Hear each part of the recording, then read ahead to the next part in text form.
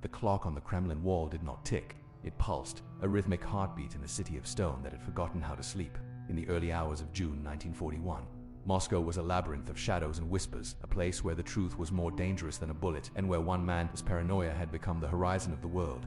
Joseph Stalin sat in the dim light of his office, the air thick with the smell of Herzegovina floor tobacco and the suffocating weight of a silence he had spent a decade perfecting. Outside, the Soviet Union stretched across 11 time zones, a sleeping giant of iron and wheat, unaware that the air was already ionizing with the static of an approaching storm. For months, the reports had been piling up like autumn leaves. Red Army intelligence, British warnings, frantic cables from spies in Tokyo and Berlin, all carrying the same terrifying frequency. Barbarossa. But in the mind of the man of steel, facts were not pillars of reality. They were provocations. He viewed the world through a lens of eternal betrayal, believing that to trust an observation was to surrender to a deception.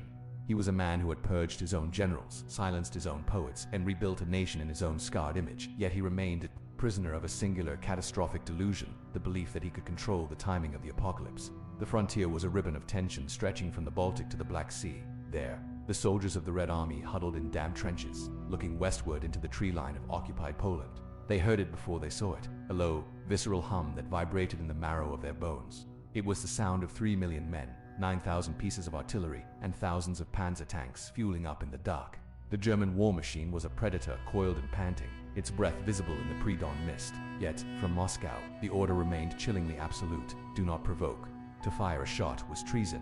To report a movement was English provocation. Stalin was convinced that Churchill, desperate and cornered in his island fortress, was weaving a web of lies to drag Russia into a war it was not yet ready to fight.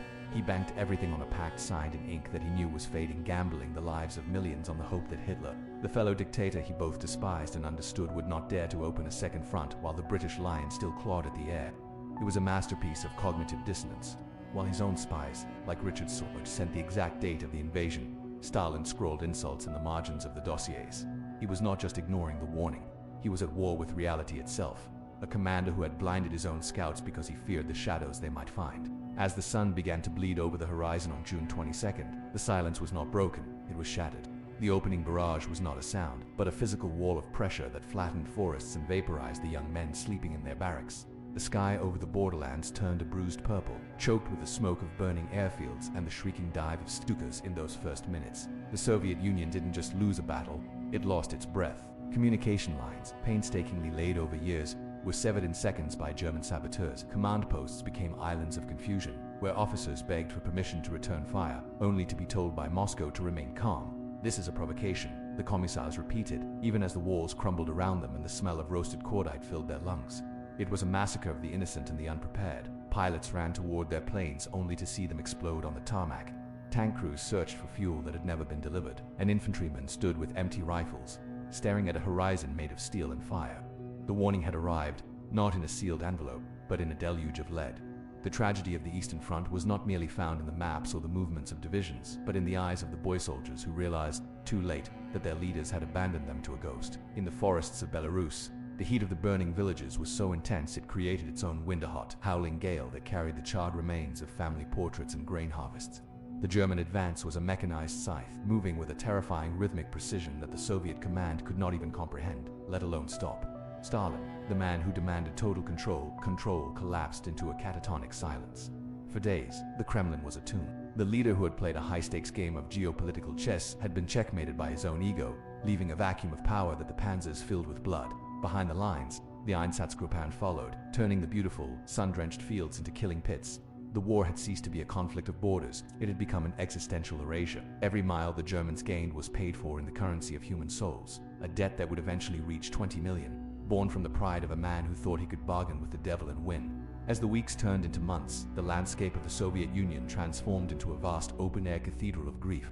The roads to Moscow were lined with the blackened skeletons of trucks and the frozen, stiffened hands of the dead reaching out from the mud, as if trying to grab the coattails of history. In the besieged city of Leningrado, the silence was the most terrifying sound of all. Our city starving in the dark, where the only music was the rhythmic thud of the metronome on the radio, signaling that the heart of the city was still beating, however faintly. People ate wallpaper paste and sawdust, their eyes hollowing out until they looked like the icons of the saints they were no longer allowed to worship. And yet, amidst this unimaginable desolation, something Stalin had not calculated began to stir. It wasn't the great helmsman who saved Russia. It was the Russian people themselves, rising from the ash of his failures. They fought not for the party but for the soil, for the memory of their mothers, and for the very right to exist. They fought with a ferocity that stunned the German high command, who had expected a subhuman collapse but found instead a wall of human iron. The cost of the ignored warning was etched into every brick of Stalingrad and every trench in the Kursk salient. It was a price paid in the screams of the wounded who froze to the ground, and in the silence of the mothers who waited for sons who had long since been turned into dust. By the time the Red Army began its long, vengeful march toward Berlin, the land behind them was a scar that would never fully heal. The 20 million were not just a statistic. They were 20 million stories cut short. 20 million dreams vanished into the smoke of the crematoria and the mud of the steppes. When the guns finally fell silent in May 1945, and the red flag fluttered over the ruins of the Reichstag, there was no joy, only a profound, hollow exhaustion. The victory was total, but it was a victory of the graveyard. As the snow falls today over the mass graves of Piskaryovskoy or the quiet fields of Prokhorovka, the wind seems to carry the echoes of those final, unheeded messages. The warnings were there in the rustle of the maps, in the frantic tapping of the telegraph, in the very air that smelled of impending lightning. History is a cruel teacher, reminding us that the greatest tragedies are often not the result of a lack of information, but a lack of humility. Stalin's silence in the face of the storm was the ultimate betrayal of the people he claimed to embody. And in the end, the earth took them all back, the heroes, the cowards, the generals, and the children, covering the horror in a shroud of white, leaving only the lesson that power, when divorced from truth, creates a vacuum that only blood can fill. The war ended not with a shout, but with a long, shivering intake of breath, a collective mourning for a world that could have been saved, if only one man had dared to listen to the truth.